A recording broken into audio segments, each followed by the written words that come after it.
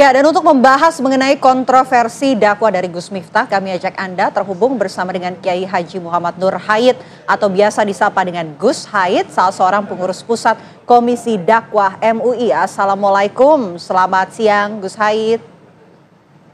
Waalaikumsalam warahmatullahi wabarakatuh. Selamat siang, salam sejahtera untuk kita semuanya.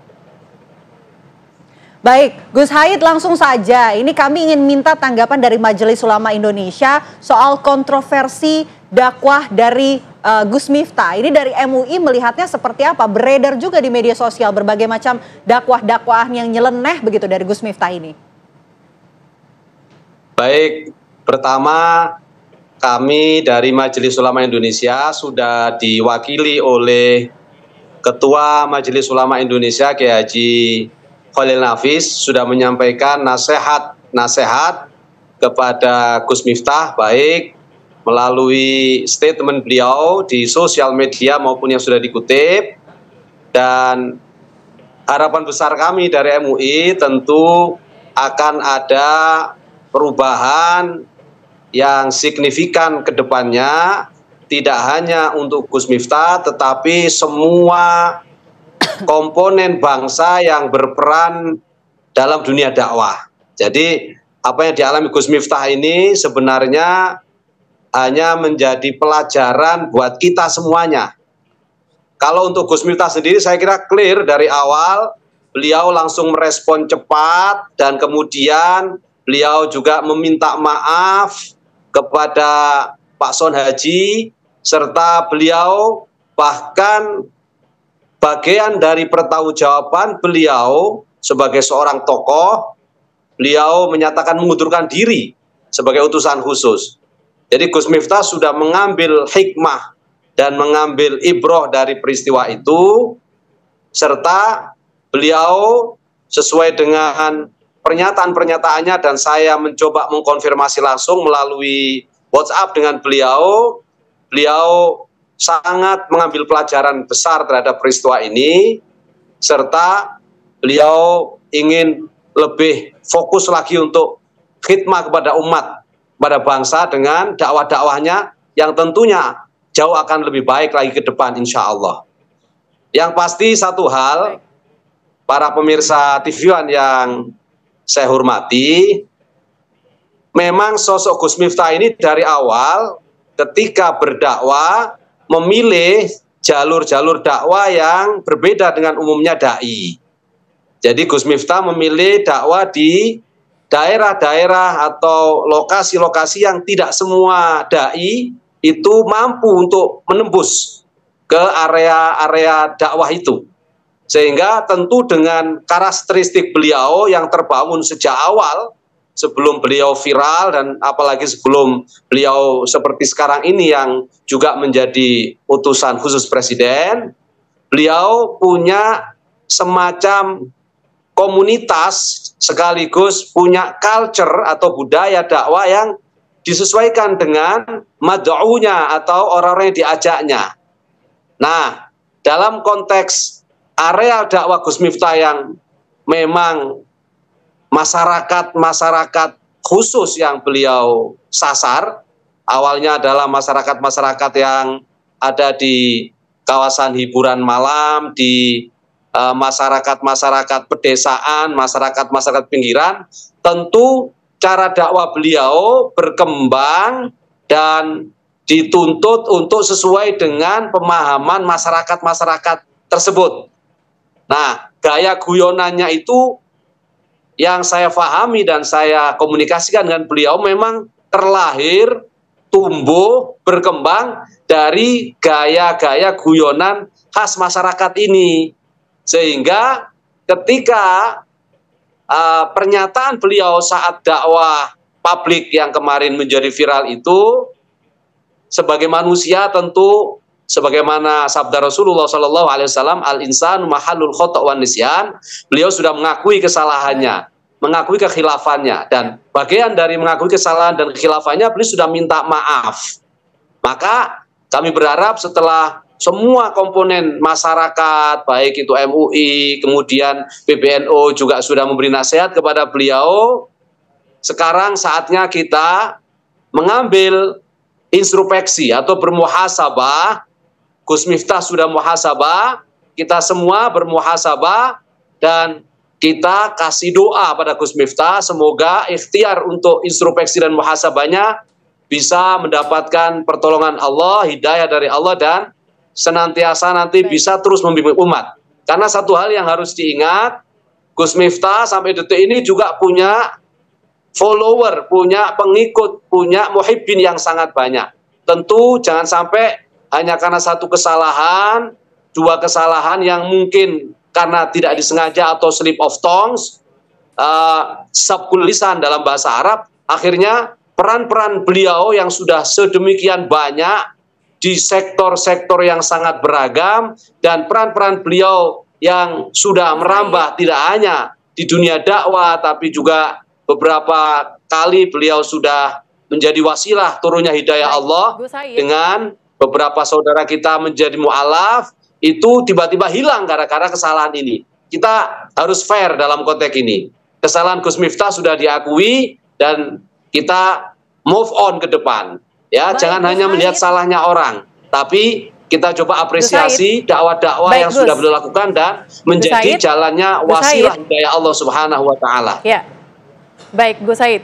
Oke, baik. Tadi Gus Said sempat sampaikan bahwa ada guyonan-guyonan begitu yang digunakan oleh Gus Miftah dalam dakwaannya. Apakah guyonan-guyonan yang disampaikan oleh Gus Miftah yang beredar di media sosial yang viral ini apakah boleh sebenarnya diucapkan oleh sosok seperti Gus Miftah yang menjadi tokoh atau ulama yang dipandang oleh masyarakat?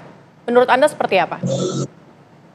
Baik, jadi guyonan dalam berdakwah itu adalah bagian dari ice breaking sebenarnya. Bagian dari memecah kebuntuan serta kejenuhan dari jamaah. Sehingga dengan adanya guyonan ini, fokus dakwah bisa lebih disampaikan dan merasuk ke dalam hati orang-orang yang diajak dakwah. Karena tujuan dakwah yang pokok bukan guyonannya, tapi pesan-pesan agama, pesan-pesan moral yang senantiasa disampaikan oleh ad-da'i kepada al-mad'u. Nah, ketika guyonan-guyonan yang biasa dalam tradisi pengajian akbar di kalangan Nahdlatul Ulama itu menjadi sebuah ciri khas tersendiri kalau tidak sampai pada melecehkan orang lain, menghina orang lain, dan memberikan efek negatif. Nah, dalam konteks pengajian yang selama ini ada di masyarakat, guyonan itu biasa saja ketika masih dalam koridor yang wajar saja. Guyonannya guyonan maton bahasa Jawanya, guyonan yang punya relevansi dan punya korelasi dengan pesan-pesan dakwahnya. Tapi ketika guyonannya sudah keluar dari pesan-pesan dakwah, tentu ini menjadi introspeksi bagi kita semua. Gus Miftah sudah menyadari betul ada guyon-guyonan yang menjadi ciri khas beliau yang saya kira jangan sampai hilang. Biarkan saja menjadi guyonan, tapi jangan cross border. Jangan sampai melebihi batas yang bernilai dianggap oleh orang lain, oleh masyarakat luas sebagai penghinaan. Gus Miftah sudah menyadari itu betul. Dan beliau juga berkeinginan, sudahlah kita selesaikan ini baik-baik. Beliau juga introspeksi, kita berharap masyarakat juga memahami kultur budaya dari lingkungan dakwah Gus Miftah yang memang lingkungan keras sebenarnya. Sehingga guyonannya kadang agak keras. Nah, cuman di beberapa masyarakat tertentu ini disalahpahami. Nah, walaupun kita memang sangat tidak mentoleransi dan tidak memperbolehkan serta tidak mengexcuse terhadap apapun yang melanggar ketentuan-ketentuan dalam kaitan dengan adab dan perilaku berdakwah. Tapi kita sudah paham bahwa dakwah yang dilakukan oleh beliau ini harus dilihat dalam konteks tumbuh kembangnya pesan serta lingkungan dakwah beliau yang memang dari masyarakat-masyarakat yang tidak cukup hanya didekati dengan pendekatan dakwah konvensional atau dakwah yang monoton, yang hanya menyampaikan pesan Tuhan tanpa ada selingan dialog atau ada selingan guyonan atau ada selingan-selingan yang lain. Itulah yang saya kira akan menjadi cara pandang kita terhadap fenomena dan kejadian viralnya kasus slip tongue atau salah ucap dari Gus Miftah itu. Dan yang paling penting, para pemirsa TV One yang dimuliakan Allah, yang paling penting kita melihat kesungguh-sungguhan beliau sudah meminta maaf, bahkan datang langsung ke rumahnya Pak Son Haji, serta komitmen beliau yang sudah mengatakan akan mengumrohkan Pak Son Haji dan keluarganya sudah dilakukan. Saya lihat tadi Pak Son Haji sudah ada di Mekah bersama keluarganya. Ini bagian dari penyesalan atau merasa salahnya Gus Miftah atas ketidaksengajaan yang beliau lakukan ketika dakwah itu, lalu beliau buktikan. Setidaknya ini adalah goodwill atau niat baik dari beliau untuk bersama-sama berikhtiar memperbaiki diri. Kalau kita nyari salahnya orang, pasti dimanapun tidak ada orang yang lepas dari salah dan dosa atau salah dan khilaf. Itulah memang karakter dasar manusia. Tetapi bagaimana ke depan kita berusaha untuk terus mengambil hikmah dari setiap peristiwa. Satu sisi Gus Miftah mendapat hikmah bagaimana beliau ke depan harus merasa lebih berhati-hati lagi tanpa harus berhenti berdakwah, karena masyarakat yang menjadi mad'unya beliau, yang menjadi fokus ajakan beliau juga masih membutuhkan nasihat-nasihat dan dakwah-dakwahnya beliau. Tapi di sisi lain Gus Miftah juga berkomitmen untuk memperbaiki diri. Saya kira itu menjadi penting. Baik. Yang kedua, kita mengambil hikmah dari perspektif Pak Son Haji yang berkat itu semuanya Allah jadikan Pak Son Haji menjadi trigger kita semua melakukan muhasabah, terutama para dai.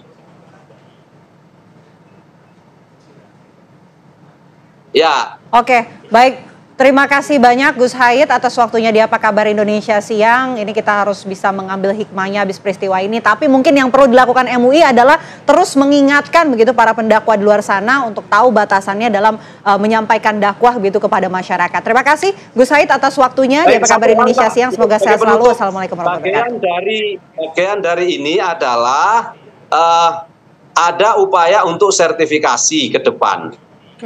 Dan ini sudah Gus Haid, terima kasih.